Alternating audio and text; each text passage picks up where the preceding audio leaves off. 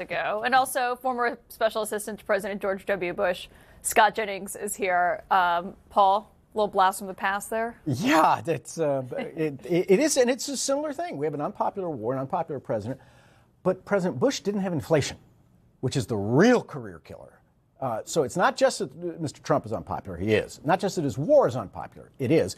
It's fracturing his base more than I think even Iraq fractured President Bush's base. But this inflation, it's inflation that's killing. It's inflation that got him elected, and it's inflation that's going to cause a landslide for the Democrats in the midterm.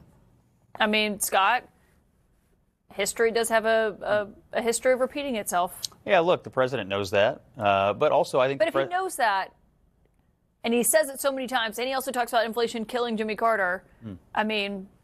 Well, look, the rate of inflation is far lower than it was under Joe Biden. I mean, I think one of the things the Republicans have to do is remind the American people how we got to this cost of living place in the first place. And it was Joe Biden. Those 4 years drove prices to the moon. And, you know, the rate of inflation is normalized to some degree, but it still feels like the cost of living in the United States. When he got into office. But the rate of inflation is normal, and it wasn't normal for the 4 years preceding. And so, but it's higher than when he got into office. Do you think and that he came into office saying, "I'm going to make inflation go even lower than it is right now"?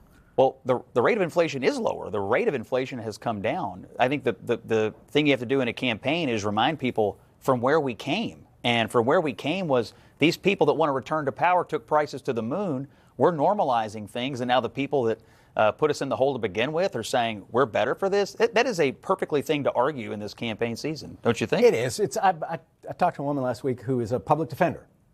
And I said, how many of your clients are guilty? She didn't want to say, but the answer is most of them. And I said, what do you do? She said, mostly the Saudi defense. I said, golly, I wish I'd have gone to class when I was in law school.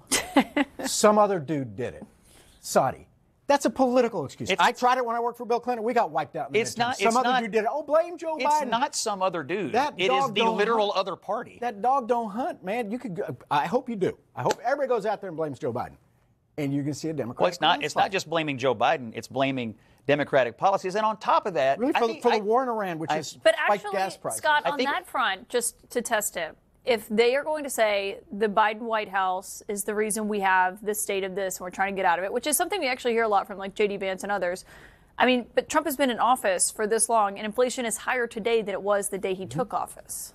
Well, the rate of inflation is normal, and the rate of inflation has come down. And the rate of inflation under Trump is not higher than Joe Biden's rate of inflation. I'm sorry, you keep saying on the day he took office. I said it's higher than the day Trump took office. Which is true. It's 2.75% the day he took office, 3.3%. So you all are arguing that we should have rapid deflation?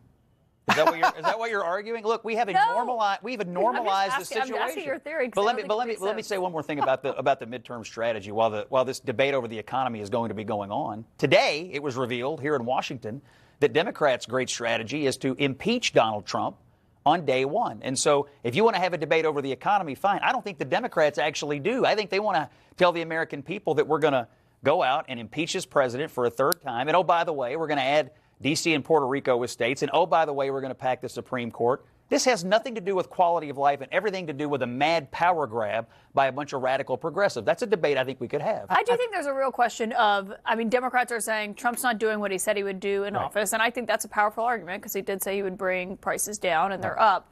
But do Democrats have an alternative here? I mean, do they have a plan when it comes to Iran? One thing the White House says is everyone has said Iran can't have a nuclear weapon. We're the only ones who did something about it. Well, no, President Obama did something about it without firing a shot. What did he do? He brought them to the table with crippling sanctions. They gave up their nuclear program. The Ayatollah. The only thing their backs were crippled by carrying the pallets of cash. Let me make my their backs point were crippled before you reflexively refute it. He let them keep the nuclear material. Okay. Go on. He shut down the nuclear Actually, they took program. A lot of it out. Yes, and they have 970 pounds of enriched uranium, do they not? But the argument is that's because Trump 11 pulled out nuclear of bombs. It was enriched to 3.5% instead of 90%, which is where it is. You can refute the experts Trump. if you want, but they. I'm not refuting. I'm telling you what they say. Look. You want to blame Biden for inflation. You want to blame, I guess, Obama for Iran. Donald Trump is the president of the United States. He has the House, he has the Senate, he has the White House for now. And he is going to lose the House and maybe even the Senate because he's doing such a terrible job. Don't argue with me. You're not going to persuade me. The problem is you can't persuade 2/3 of the American people who think this guy's doing a terrible job. Well, The election isn't conducted in a vacuum. There'll be two parties on the ballot. We'll have an argument to make. And by the way, there's still legislating to do. The Republicans are going to go through a reconciliation process. And I do think on this front, there are things they could do to show the American people that they do have ideas and plans for the economy and for the quality of life. And Democrats are not going to go along with that. So there's still some runway. It's only April. And the Republicans do have, as you point out, governing responsibility, which in that is opportunity. One thing Trump wants, and he's going to be expecting on May 15th, is for interest rates to be lowered. And that is when Kevin Warsh is set to take over as the new chairman of the Federal Reserve. It was in question this week whether or not that happened, but now that Jeanine Pirro, the D.C. U.S. attorney, has dropped the probe into Jay Powell, she says until further notice or unless further evidence warrants charges. What do you think dropping it is an acknowledgement that this was this huge drama that was created by the White House that was actually going to foil their Fed chair from getting in? The reality is it was going to foil their Fed chair. There was a senator named Tom Tillis who was not going to relent on this, and that's the way the United States Senate works. And I think the top priority here was getting Powell out and getting Warsh in, and that's a small price to pay to get a better monetary policy for the United States. What do you make of all this, Paul? Taco Friday.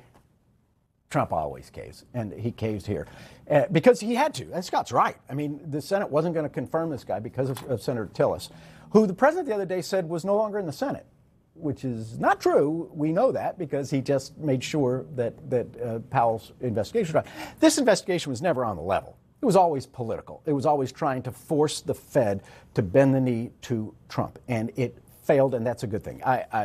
I think you're probably right. Warsh will probably be confirmed. We'll see how he does. But if he gives up the independence of the Fed after Jerome Powell, a Trump appointee, gave so much of his time, talent, and treasure to try to save the independence of the Fed, it'll be a tragic thing. Well, I'm still waiting to hear from President Trump on this. He has not weighed in since Jeanine Pirro issued her statement earlier.